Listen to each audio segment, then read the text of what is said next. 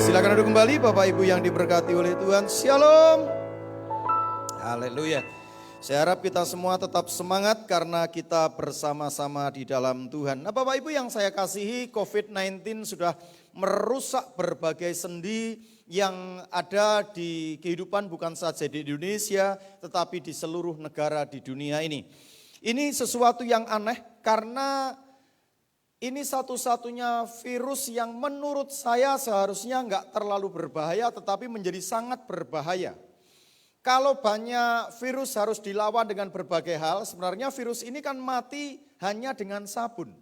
Makanya Bapak Ibu atau Saudara sering dihimbau untuk sering-sering mencuci tangan pakai sabun. Cuma mati gara-gara sabun. Tetapi yang mati gara-gara sabun ini itu merusak berbagai hal. Bapak Ibu bayangkan ada orang yang sudah mempersiapkan pernikahan hari ini gagal loh menikah resepsinya. Mungkin kalau pemberkatannya bisa jalan. Ada orang yang sudah mempersiapkan untuk bangun usaha. Hutang bank sudah jalan. Kan berarti mesti ngangsur. Tapi sekarang usaha enggak jalan. Ada orang yang mau gedein usaha. Sudah cari pinjaman modal. Tapi kenyataannya sekarang boro-boro ngangsur. Usaha saja enggak bisa dikerjakan. Betul ya? Ada orang yang mempersiapkan anaknya kuliah ke luar negeri. Ada yang sudah dipersiapkan kursusnya, pokoknya sudah habis duit lah. Tapi ternyata mereka nggak bisa berangkat ke luar negeri hari ini. Bagaimana kondisi ini membuat kita mengalami kadang-kadang ketakutan dan khawatir bagaimana ke depannya.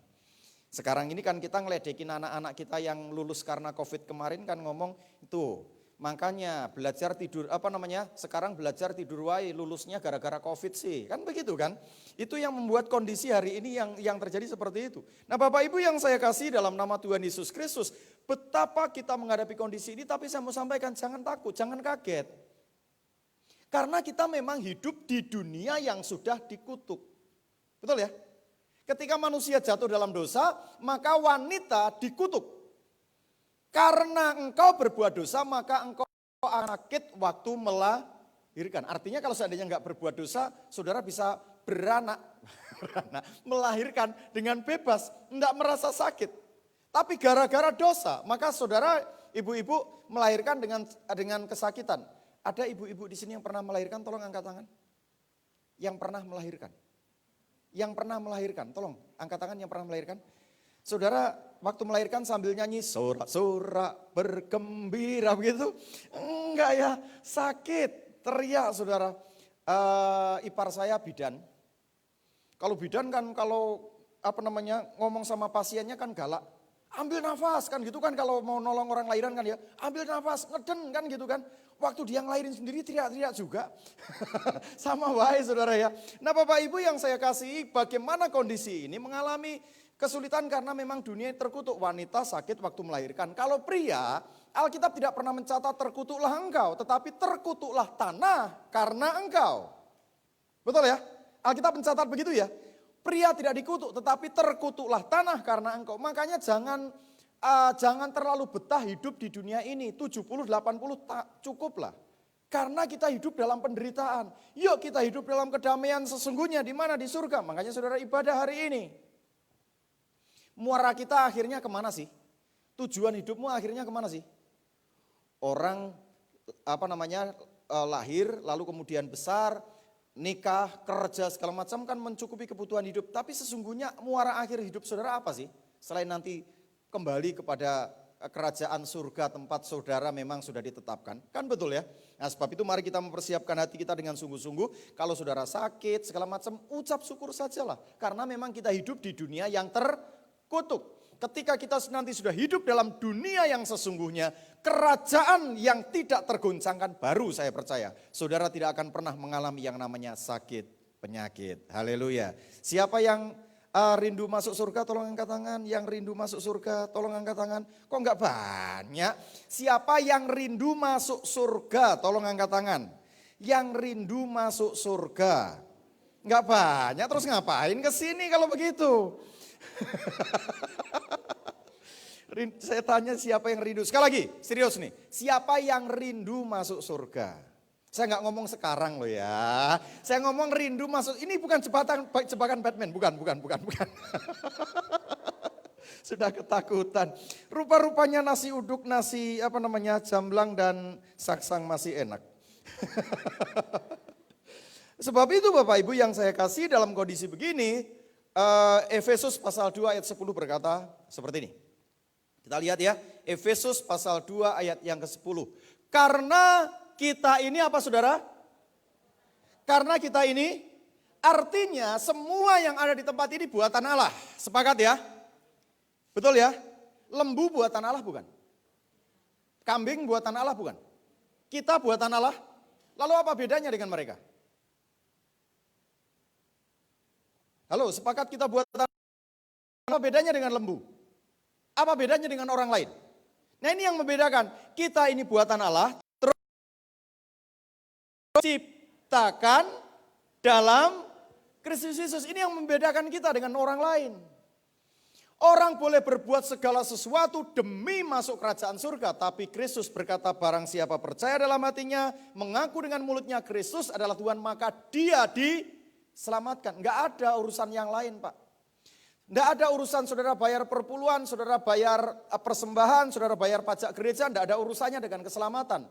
Itu urusannya dengan saudara diberkati di dunia ini. Mau diberkati bayar perpuluhanmu, gitu. Enggak ada urusannya. Barang siapa percaya dalam hatinya, mengaku dengan mulutnya dan bayar perpuluhan. Enggak ada ayatnya yang begitu. Makanya setiap orang yang percaya kepada Kristus pasti diselamatkan. Nah kalau hidup menderita atau tidak itu urusannya dengan berkat-berkat yang saudara yang saudara ambil di dunia ini. Itu urusannya. Mau diberkati Tuhan, berkati gereja, berkati Tuhan. Bukan begitu persoalannya. Enggak ada urusannya dengan keselamatan. Nah saya mau sampaikan kita ini buatan Allah diciptakan dalam Kristus Yesus untuk, nah ini, kata ini tidak boleh dilupakan. Untuk apa saudara? Melakukan perbuatan baik atau pekerjaan baik. Katakan bersama dengan saya, pekerjaan baik. Semua, pekerjaan baik. Jadi saya mau sampaikan pekerjaan yang saudara geluti hari ini adalah pekerjaan baik. Sebab itu saudara menjadi orang Kristen karena saudara dipersiapkan untuk bekerja seperti hari ini. Pak saya ibu rumah tangga, apakah ibu rumah tangga bukan pekerjaan? Pekerjaan Pak. Enggak ada ibu rumah tangga, rusak tuh rumah tangga. Ibu rumah tangga tidak melakukan fungsinya, rusak itu rumah tangga. Sebab itu saudara yang tidak bekerja hanya sebagai ibu rumah tangga, mengucap syukurlah. Saudara memiliki usaha kecil-kecilan, itu pekerjaan baik yang Tuhan sudah siapkan. Sebab itu saudara ini dibuat oleh Allah, diciptakan dalam Kristus. Karena kita adalah manusia, makhluk homo laboran, makhluk pekerja. Kalau orang nggak pekerja, orang itu malas. Tidak ada kamusnya dalam kekristenan, orang malas. Orang malas belajarnya kepada semut itu apa? Manusia atau binatang? Binatang. Sarkas ya, Amsal ngomongnya sarkasme ya. Orang malas belajarnya kepada binatang bukan kepada manusia. Sebab itu orang Kristen tidak boleh malas. Enggak ada kamusnya etos kerja orang Kristen malas. Anak-anak yang masih hidup bareng rumah keluarga, dengar baik-baik. Enggak ada kamus orang Kristen malas. Semua orang Kristen harus baik karena adalah melakukan pekerjaan baik. Yang apa saudara? Dipersiapkan tuh loh. Jadi Bapak Ibu memiliki pekerjaan hari ini, termasuk kalian yang masih belajar, masih pelajar hari ini, ibu-ibu rumah tangga, itu sudah dipersiapkan. Kapan itu? Kapan itu? Dipersiapkan kapan? Yuk, dipersiapkan kapan Alkitab mencatat? Sebelumnya, sebelum apa? Sebelum Bapak Ibu dilahirkan, Allah sudah mempersiapkan pekerjaan itu. Tidak sembarangan pekerjaanmu itu Pak. Sebab kita diciptakan unik. Kadang-kadang kita melihat orang lain kan lebih enak dibanding dengan kita. Betul ya? Kalau orang Jawa bilang sawang sinawang. Melihat orang lain kelihatannya lebih enak dan kita pengen seperti orang itu. Saudara menjadi orang seperti itu. Orang seperti yang saudara ingini. Belum tentu sanggup saudara kerjakan. Saya mau tanya. Bapak Ibu yang hari ini pekerjaannya sesuai dengan cita-cita masa kecilnya siapa? Ada? Yang punya dulu kan waktu kita kecil kan punya cita-cita, punya keinginan ya. Terus sama dengan hari ini siapa kira-kira? Ada? Paling kalau laki-laki pengennya jadi apa? Anak laki-laki biasanya pengen jadi apa? Tentara, polisi, ya betul ya? Kalau wanita, dokter, guru, betul ya? Ternyata jadi karyawan kok. Halo, ada yang jadi ibu rumah tangga. Dengar baik-baik, itu Allah sudah persiapkan sebelumnya. Jadi enggak sembarangan loh panggilanmu itu. Apa yang saudara geluti hari ini, pekerjaanmu hari ini bukan sembarangan. Karena Allah sudah persiapkan. Dan itu pekerjaan baik. Allah sudah mempersiapkan sebelumnya. Allah mau supaya kita hidup di dalamnya. Nah, kalau saudara memahami ini, di dalamnya itu di dalam siapa? Dalam Tuhan. Kalau saudara baca Alkitabmu, bukan Alkitab ini, Alkitab yang ada huruf besar kecilnya, katanya itu bukan nya huruf besar, tapi nyanya itu huruf kecil. Enggak mungkin dong dalam Tuhan berarti hurufnya kecil. Berarti nyanya itu siapa? Apa? Pekerjaanmu itu. Allah mau agar Bapak Ibu bisa hidup di dalam pekerjaan dengan baik, dengan setia. Makanya sekali lagi etos kerja orang Kristen itu etos kerja yang tinggi. Enggak ada etos kerja kuli, etos kerja yang orang lain boleh berkata enggak mungkin saudara bisa kerjakan. Oleh sebab itulah Bapak Ibu yang saya kasihi, belajar seperti Einstein berkata, bekerjalah melampaui gajimu. Jangan bekerja sesuai gajimu. Sebab kalau saudara bekerja sesuai gajimu, ya gajimu cuma segitu-segitu aja. Paham ya? Tapi kalau kita belajar bekerja melampaui gaji kita, mungkin yang kita terima hari ini seperti itu. Tapi percayalah, surga tidak pernah tutup mata untuk apa yang saudara kerjakan.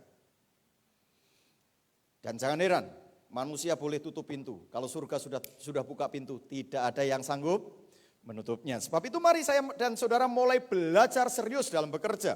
Di dunia ini dalam kondisi yang tidak menentu dan enggak jelas ini, saudara bisa maksimal kalau saudara dekat dengan Tuhan. Nah, sebab itu Kolose 3 ayat 23 berkata seperti ini. Kolose 3 ayat 23. Apapun juga yang kamu perbuat. Yuk, kata apapun itu apa definisinya? Apapun itu apa? Segala, semua, itu mah padanan kata Pak. Betul ya? Definisi dari apapun itu apa? Tuh, kita ini orang kan kadang-kadang ngomongnya gampang tapi kalau ditanya definisi kan susah ya. Nah, apapun juga yang kamu perbuat. Apa yang kita perbuat? Saudara berangkat kerja, itu perbuatan. Saudara berhubungan suami istri, itu perbuatan. Saudara ngasuh anak, itu perbuatan. Apapun yang saudara perbuat, perbuatlah seperti untuk Tuhan dan bukan untuk manusia. Maka saudara akan diberkati oleh Tuhan. Makanya hidup kita harus maksimal. Bagaimana hidup kita maksimal? Kita harus dekat dengan Tuhan. Kejadian pasal yang pertama, kita akan masuk ke sana saudara. Kejadian pasal pertama ayat 26 sampai dengan ayat yang ke-31. Satu saat ada seorang yang sedang mobilnya mogok, ada mobil, dia naik mobil Ford mogok di Amerika. Lalu kemudian dia coba beresin tapi tidak bisa. Lalu kemudian tidak lama kemudian ada mobil lain berhenti di belakangnya dan ada seorang bapak tua. Dia keluar dari mobil itu dan tanya, ada apa? Dan dia bilang, Pak, mobil saya mogok. Saya sudah coba beresin tapi tidak bisa. Lalu kemudian si bapak tua itu berkata, coba saya lihat. Setelah dia lihat mesinnya, dia koprek dikit dan dia berkata, coba starter. Ketika di starter, hidup.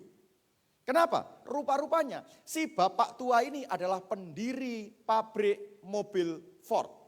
Sehingga bentuk problem seperti apapun sanggup diselesaikan karena dia adalah pendiri mobil Ford. Dia sanggup melakukan semuanya, ngerti semuanya. Saya mau sampaikan hari ini, saya dan saudara diciptakan buatan Allah dan diciptakan dalam Kristus. Kalau kita mau hidup maksimal, mau tidak mau, kita harus dekat dengan Tuhan. Nah, kenapa kita harus dekat dengan Tuhan? Coba dilihat.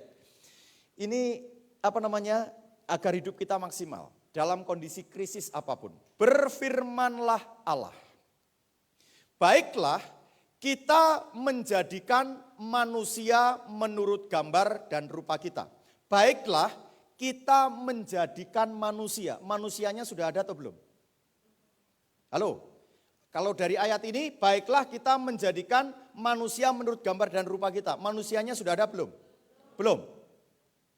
Sepakat ya? Belum ya? Tapi lihat, manusianya belum diciptakan. Alkitab sudah ngomong supaya mereka berkuasa. Bla bla bla bla bla. Intinya mereka manusia diberkati. Bayangin, manusia belum diciptakan sudah diberkati. Sebab itu Yesial berkata, sebelum dunia ini dijadikan, aku memanggil namamu. Nama saudara itu dipanggil. Hari ini, saudara duduk di depan ini, ada Bang Pak Frans namanya ya Bang ya, betul ya? 4 Oktober 2020 ada ibadah di GBI Kol Cikampek Main Hall. Maka yang duduk di depan sini namanya Frans Siregar. Kenapa dia harus Siregar? Bagaimana dia bisa menjadi Siregar? Harus memiliki bapak Siregar. Betul ya? Bagaimana dia memiliki bapaknya yang memiliki Siregar? Bapaknya lagi harus Siregar. Itu Tuhan urut sampai kemudian tanggal 4 Oktober Bang Frans Siregar harus duduk di tempat ini. Namamu sudah dipanggil. Jadi bagaimana saudara bisa lahir seperti hari ini? Bapakmu sudah disiapkan dengan mamakmu itu. Mamakmu itu nikah nanti dengan siapa? Sudah disiapkan oleh Allah agar saudara hadir hari ini. Tidak sembarangan. Makanya kalau lahirmu saja tidak sembarangan, kerjaanmu pun tidak sembarangan. Disiapkan oleh Allah. Dan itu sebelum saudara dilahirkan sudah diberkati. Itu hebatnya. Karena kita bukan saja buatan Allah, tapi juga diciptakan dalam Kristus. Lanjut, setelah manusia itu baru dirancang sudah diberkati. Nanti baca sampai ayat yang ke-28 ya. 29, 30, sekarang ayat 31. Nah, sekarang manusia sudah diciptakan nih. Manusia sudah diciptakan. Maka Allah melihat segala yang dijadikannya itu apa saudara? Sungguh amat baik. Karena apa? Karena manusia hadir di dunia. Maka Alkitab mencatat sungguh amat baik. Hari pertama Tuhan menciptakan dunia. Alkitab mencatat apa? Baik.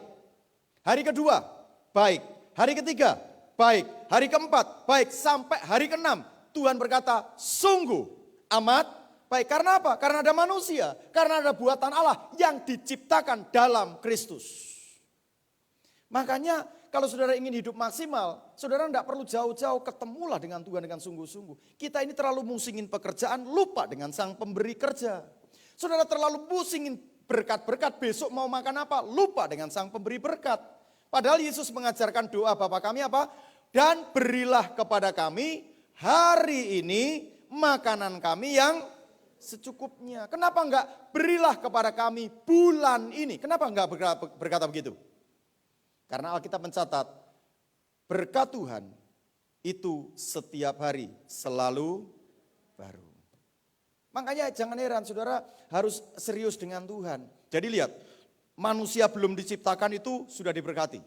Manusia diciptakan dipandang sungguh amat baik. Sudah dikasih kerjaan belum? Sudah dikasih kerjaan belum? Belum. Lihat nih, ini Allah menciptakan manusia belum dikasih kerjaan, sudah diberkati. Makanya ketika saudara berangkat kerja, jangan cari berkat Pak. Menjemput berkat. Nah terserah Tuhan mau kasih berapa, itu urusannya dengan Tuhan, urusan saudara dengan Tuhan. Makanya kalau doa pagi jangan ngomong Tuhan aku mau cari rezeki. Ngomong Tuhan aku bekerja hari ini menjemput rezeki yang Tuhan sudah siapkan. Begitu. Halo? Amin? Amin? Makanya besok bukan lagi sindrom hari Senin. Ya Senin lagi. Kan gitu kan biasanya. Sabtu libur, Minggu libur, Senin ngomong ya Senin lagi. Mulai besok ngomong Senin semangat. Haleluya. Karena apapun yang kamu kerjakan, kerjakan seperti untuk Tuhan dan bukan untuk manusia. Bukan saja September ceria, tapi Senin harus ceria. Meskipun Oktober tetap ceria.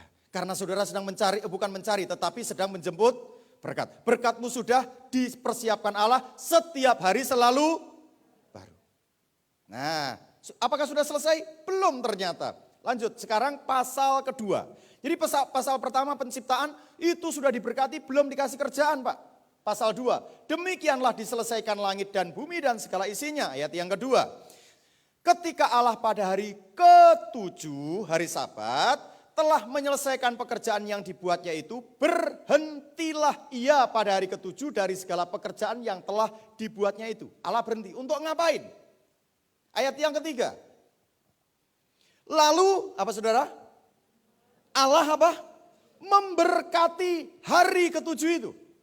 Jadi lihat, Allah sudah mempersiapkan manusia yang diberkati, dirancang. Baiklah kita menjadikan manusia itu segambar dan serupa dengan kita. Lalu kemudian setelah itu Alkitab mencatat, setelah manusia diciptakan sungguh amat baik diberkati, belum dikasih kerjaan, diminta untuk bersekutu dengan Tuhan di hari ke-7, hari yang diberkati.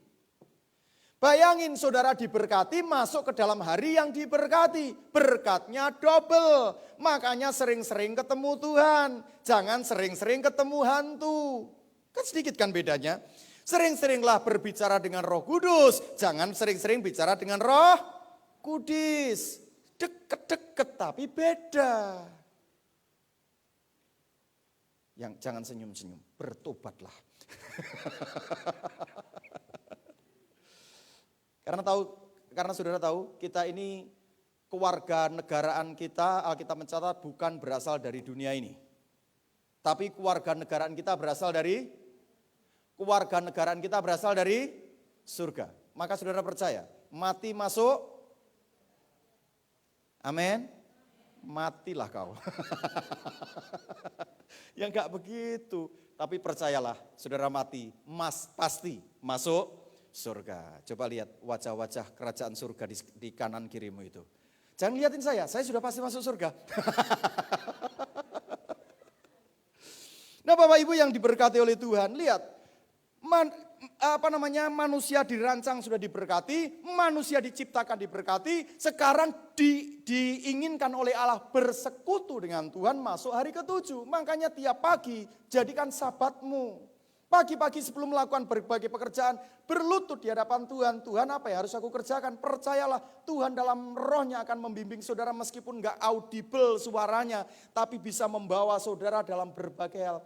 Yang paling gampang kan tadi sudah saya sampaikan. Saudara mungkin cita-citanya gak seperti hari ini yang saudara geluti toh. Tetapi saudara dibawa sampai dengan hari ini karena Allah mempersiapkan berkatnya untuk saudara. Makanya pagi-pagi berlutut berdoa. Minta pimpinan Tuhan agar saudara dipimpin menyelesaikan tugas panggilanmu sepanjang hari. Makanya butuh yang namanya pengurapan. Fresh anointing. Pengurapan yang baru. Karena besok meskipun saudara bekerja di tempat yang sama, menghadapi orang yang sama, mungkin benda yang saudara hadapi sama, tetapi yang saudara hadapi selalu baru. Makanya minta pengurapan selalu baru. Percayalah hidupmu maksimal di hadapan Tuhan. Apakah berarti tidak ada masalah? Ada. Karena kita hidup dalam dunia yang sudah terkutuk. Tapi dalam dunia yang terkutuk itu kita mendapatkan pemeliharaan dari Tuhan. Makanya Alkitab mencatat manusia orang benar boleh jatuh tetapi tidak sampai tergeletak. Artinya manusia atau orang-orang percaya bisa saja mengalami masalah. Tetapi tidak akan pernah sampai jatuh tergeletak. Sampai masa tuamu aku Yesus tetap dia. Kan begitu kan Alkitab mencatat. Bahkan sampai memutih rambutmu aku menggendong kamu. Percayalah bersama dengan Tuhan. Makanya jangan lupakan Tuhan. Saudara jangan terlalu pusing mikirin berkat. Sebab sumber berkatnya sudah mempersiapkan untuk saudara. Persis seperti itu loh. Anak kecil itu kadang-kadang kan khawatir anak dia mau sekolah. Nanti dapat uang saku enggak dari orang tua. Kan gitu kan. Sampai akhirnya uang kan begitu kan. Padahal saudara sudah siapkan duit untuk anakmu itu. Jadi Allah sudah mempersiapkan segala sesuatu. Nah kita berdoa, kita serius dengan Tuhan agar kita semakin maksimal. Setelah itu, ini kan pasal pertama kitab Kejadian itu, Tuhan menciptakan dunia termasuk menciptakan manusia kan belum ada kerjaannya manusia.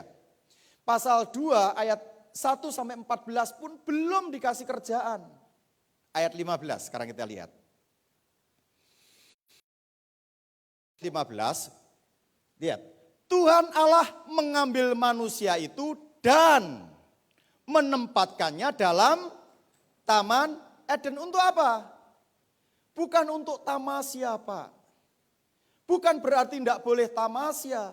Bukan berarti tidak boleh menikmati. Tetapi lebih daripada itu Alkitab mencatat untuk mengusahakan dan memelihara. Saudara mau menikmati buah, usahakan untuk tanam buah. Usahakan untuk dapat memelihara lalat buah agar buah itu baik. Begitu. Makanya tidak ada kamusnya orang Kristen itu. Orang Kristen kamusnya kamus rajin karena sampai dengan hari ini Allah tetap turut bekerja dalam segala perkara untuk mendatangkan kebaikan, tetap bekerja. Nah kita ini kadang-kadang kan pikir, selama kamu saudara besok masih bisa, saudara tidak akan pernah maksimal. Karena tidak menggenapi panggilan kita di muka bumi ini. Sebab itu dalam menghadapi krisis, dekat-dekatlah dengan Tuhan. Tuhan tidak pernah. Sebab Allah ada di mana? Allah ada di mana? Hanya sejauh apa? Berlutut. Allah ada